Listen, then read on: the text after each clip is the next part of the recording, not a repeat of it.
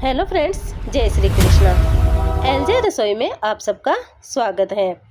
अगर आपने भी इडली ज़्यादा बना ली है और बची हुई इडली खाना पसंद नहीं करते हैं या फिर सांभर इडली खा खा के बोर हो गए हैं, तो आप इस तरह से इडली चाट बना सकते हैं। या फिर अचानक मेहमान आ जाए और उनको देने के लिए कोई नाश्ता नहीं हो, तो आप इडली चाट बनाकर उनको दे सकते हैं। तो आज हम बहुत ही टेस्टी सी और 2 मिनट में बनने वाली इडली चाट बना रहे हैं। इसके लिए क्या करना है कि बची हुई इडली लेना है। मैंने ये इधर 4 इडली लिए हैं और इस तरह के पीसेस कर लिए हैं।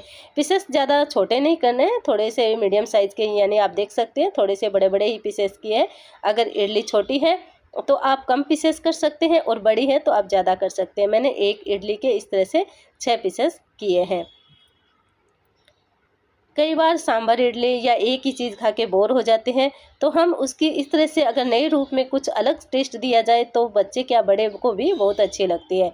तो अभी इसके अंदर हम दही डाल देंगे। तो दही ज़्यादा खट्टा नहीं होना चाहिए और दही आप अपने हिसाब से डाल सकते हैं। अगर आपको ज़्यादा दही का फ्लेवर पसंद है तो ज़्यादा डाल सकते हैं। वैसे इसके अंदर 3 से 4 चम्मच काफ़ी है, तो मैंने इसमें 3 चम्मच दही डाल दिए हैं।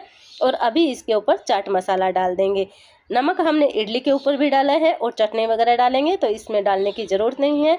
अगर आप चाहो तो काली मिर्च पाउडर या फिर थोड़ा सा सेंधा नमक डाल सकते हो। और अभी इसके ऊपर हम हरी चटनी डाल देंगे। आप अपने पसंद के अनुसार, अगर आपके पास केचप है तो केचप डाल सकते हैं, शेजवान चटनी डाल सकते हैं, जो भी आपको फ्लेवर पसंद है उसके हिसाब से डाल सकते हैं।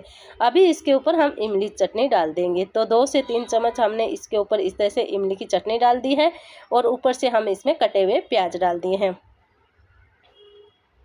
और फिर इसके ऊपर हमने इस पर सेव डाल दिए, यानी भुजिया डाल दी है। तो आपको जो भी भुजिया पसंद है वो डाल सकते हैं।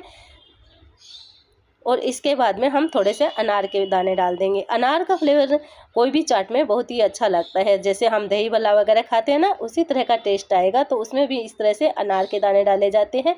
तो उसी तरह से ये हमारी दही वाली ये चाट बनके, इडली चाट बनके तैयार हो जाएगी। तो उसके ऊपर मैंने थोड़ी सी इमली वाली चटनी और थोड़ी सी हरी वाली चटनी इसके ऊपर और डाल दी है। तो लीजिए, ये मज़ेदार सी फटाफट से है हमारी ये इडली चाट बनके तैयार हो गई है। तो बच्चे हो या बड़े हो, जब भी आपको कुछ चटपटा खाने का मन करे और इस तरह से आप इडली चाट बना के खा सकते हैं। चैनल पे नए हो तो सब्सक्राइब कीजिए, पास वाली घंटी को ज़रूर दबाएं। मिलते हैं नेक्स्ट वीडियो में। राधे राधे।